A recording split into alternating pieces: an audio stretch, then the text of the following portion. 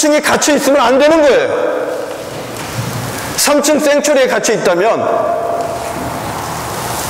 그 믿음은 부활한 예수님을 만난 믿음이 아니에요. 가정에서도 여러분 청년들이, 자녀들이 정말 날 사랑하시는 주님, 그 여호와 하나님을 만난 그 모습을 부모님들에게 보여줘야 되는 거예요.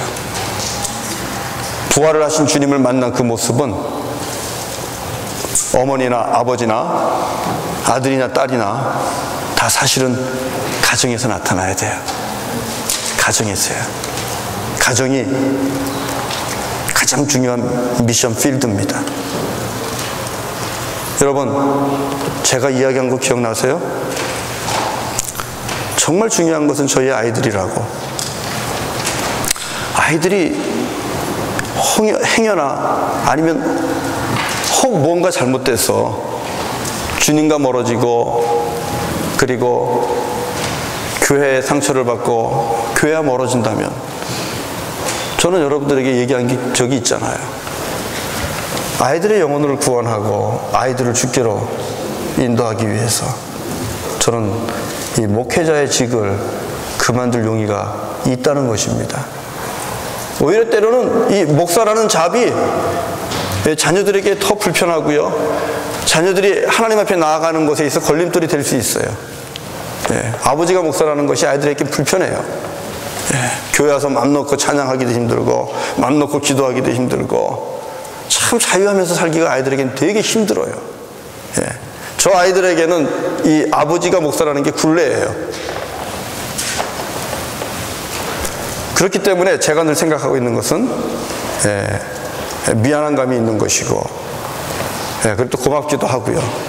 잘 자라주고 믿음 안에서 자리를 잡아가니까 고맙기도 하고요. 그러나 한시라도 아이들이 상처를 받고 주님을 떠나게 된다면 그 아이들을 되찾기 위해서라도 저는 제 가운을 벗을 겁니다. 왜요? 하나님이 내게 맡겨주신 가장 중요한 영혼이기 때문에 그렇습니다. 자녀는 하나님이 여러분에게, 부모에게 맡겨주신 가장 먼저 책임져야 될 영혼입니다. 그 영혼이 사망의 음침한 골짜기를 헤맨다고 생각을 해보세요. 그 영혼이 영원히 꺼지지 않는 지옥불 속에서 신음한다고 생각을 해보세요. 고통을 당한다고 생각을 해보세요. 안 되잖아요. 가정에서 부활하신 예수님을 믿는 그 믿음을 우리 어머니 아버지들이 보여줄 수 있기를 바랍니다.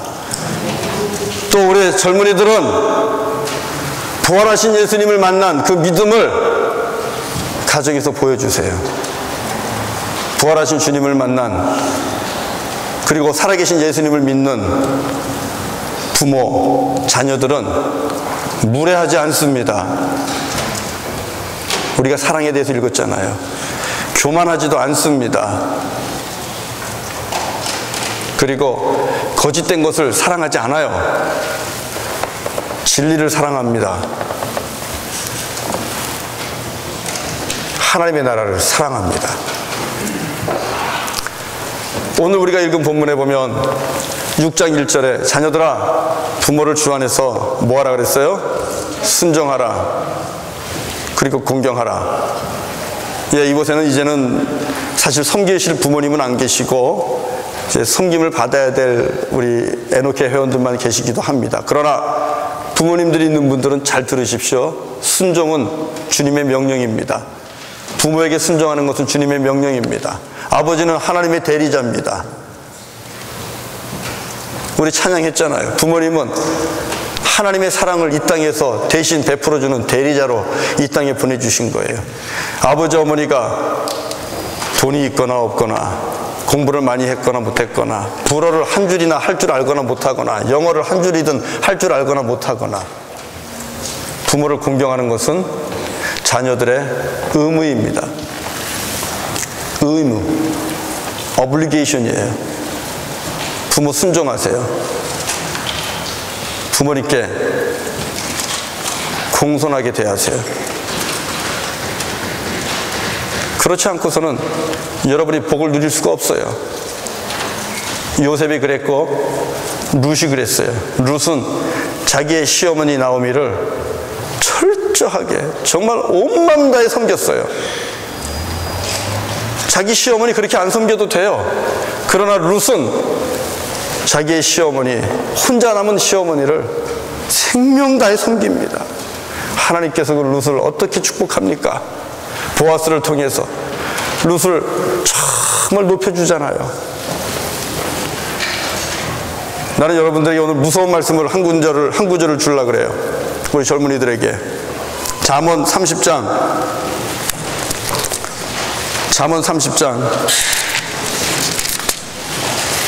17절입니다.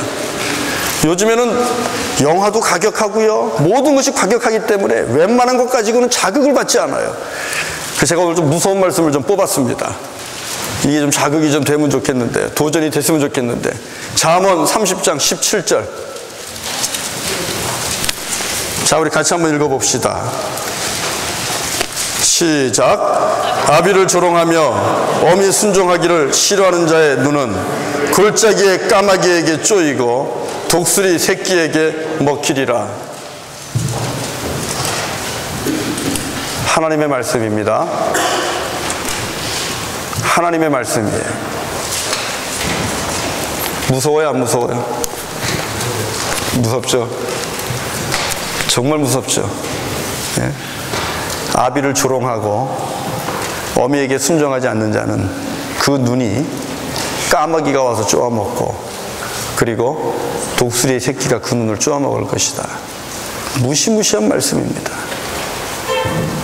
10계명의 6번째 계명이 뭐예요? 내 부모를 공경하라. 공경하라. 부모 섬기세요. 공경하세요. 잘 모시세요. 물론 목사님은 잘해요? 하고 묻겠지만 나도 못해요. 나도 못해요. 그러나 못하지만 목사가 못한다고 설교를 안 할 수는 없는 거 아니에요. 못한다고 안 할 수는 없는 거 아니에요. 피해갈 수 없잖아요.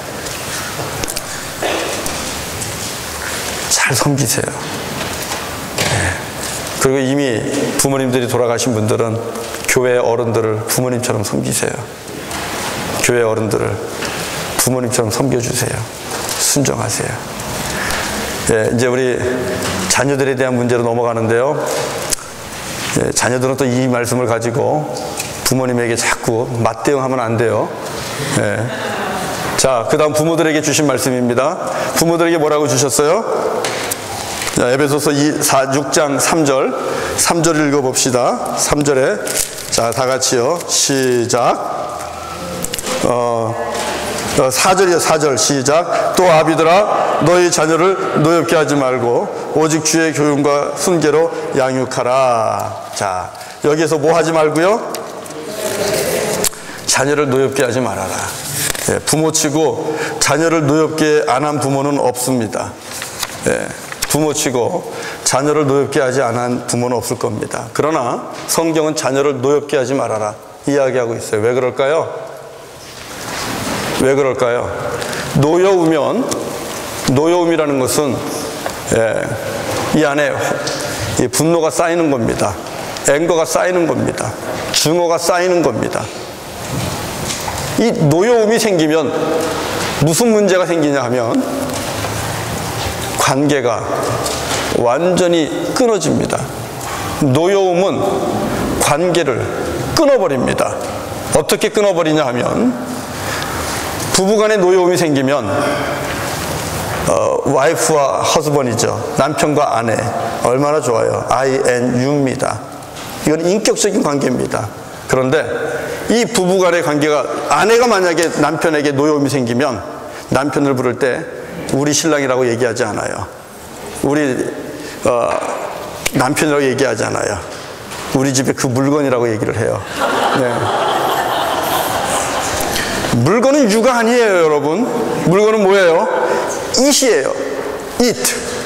그것이에요. 노여움이 생기면 이런 것들이 생기는 거예요.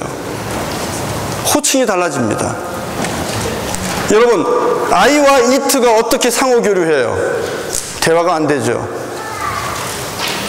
아이와 이트는 대화가 될 수 없어요. 일방통행이에요. 결국 그 모습으로 계속 가다가 결국은 나눠질 수밖에 없는 거죠. 자녀들하고 관계도 마찬가지예요. 자녀들이 놓여오면 아버지와 어머니와 내가 아니라 우리 집에 있는 아버지와 우리 집에 있는 어머니를 얘기할 때 우리 집에 있는 그 사람들이라는 얘기를 써요. 우리 집의 아저씨, 우리 집의 아주머니. 어머니와 아버지가 아저씨와 아주머니로 바뀌고 그 사람들로 바뀐다는 거죠. 이게 자녀들이 놓여올 때에 그 관계의 파괴 속에서 오는 거예요. 여러분, 아버지가 이야기하면 듣습니다. 그러나 아저씨가 얘기하면 안 듣는 거예요. 어머니가 얘기하면 듣습니다. 그러나 놓여옴으로 인하여 관계가 망가지면 어머니는 아주머니가 됩니다. 아주머니가 얘기하면 들을 이유가 없는 거예요. 그 사람들이 얘기하면 들을 이유가 없는 거예요. 우리 사랑하는 성도님들, 우리 가정 안에는 여기까지 간 그런 가정이 없을 줄로 믿습니다. 분명한 것은 노엽게 하지 마세요. 노엽게 하지 마세요. 무례함은 노여워집니다. 몇 가지 있는데요. 첫 번째, 편애하지 마십시오. 부모가 자녀들 여럿 있을 때에 편애하면 사랑을 받지 못하는 이들은 노여워집니다. 절대 편애하지 마세요. 골고루 사랑하셔야 돼요. 혹 마음이 더 가는 그런 병약하고 좀 부족한, 병약하고 부족하면 마음이 더 가잖아요. 예, 그게 정이잖아요. 그렇다 하더라도 골고루 사랑하셔야 돼요. 요셉이 왜 고생해요? 야곱이 요셉을 조금 더 사랑했어요. 이게 눈에 띈 거예요. 그러니까 형제들 11명이 요셉을 다 미워하게 되잖아요. 괜히 사랑하는 사람 망치고 싶으면 열심히 편애하십시오.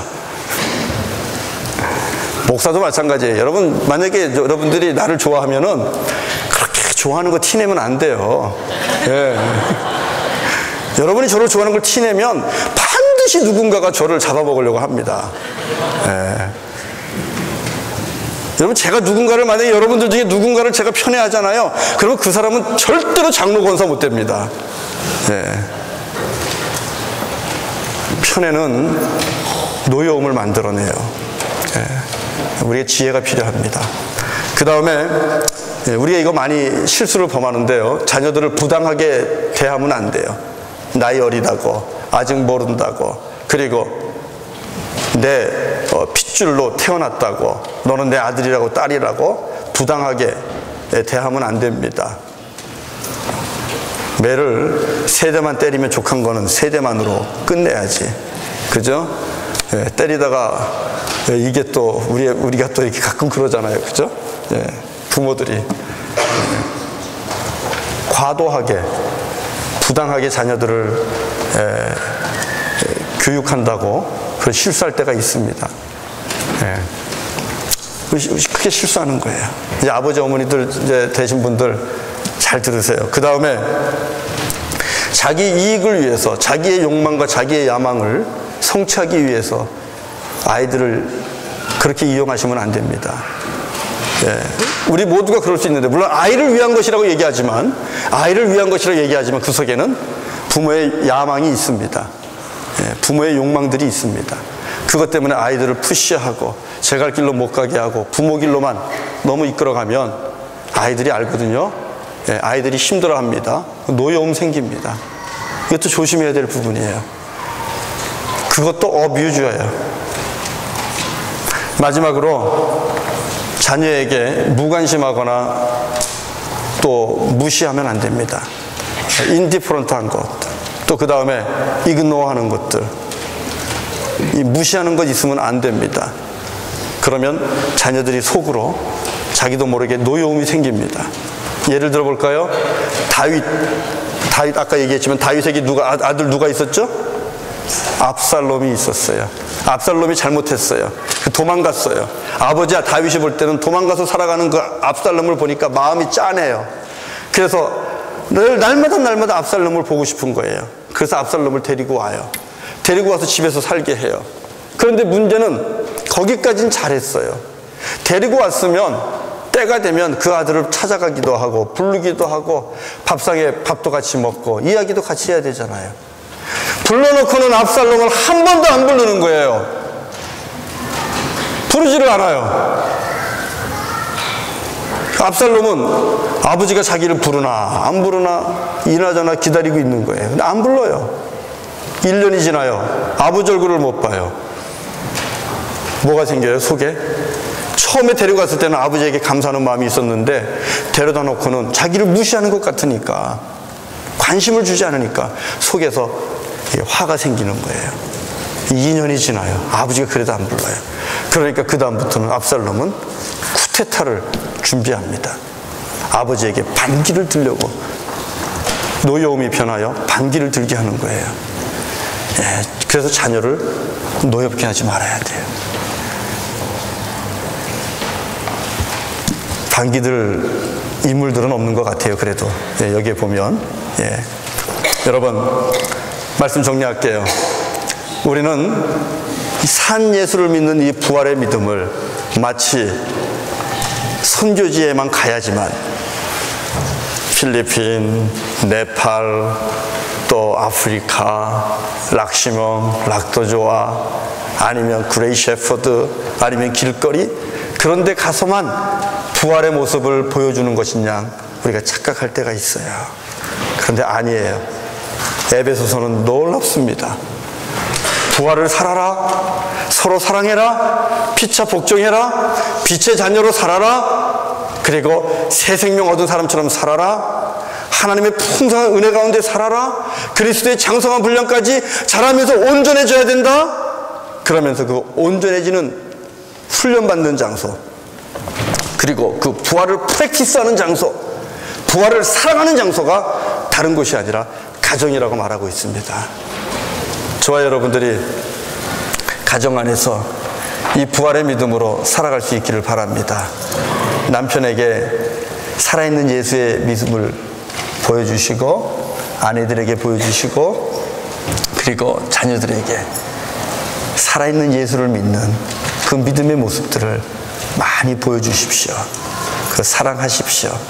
그리고 서로 복종하세요. 물건 되지 마시고, 그 사람도 되지 마시고, 아버지는 아버지가 되시고, 어머니는 어머니가 되시고, 자녀들은 자녀들이 되시고, 이런 그리스도 안에서의 놀라운 회복된 가정들이 저와 여러분의 가정 안에 나타날 수 있기를 주의 이름으로 축원합니다. 우리 찬송합시다. 주는 나를 기르시는 목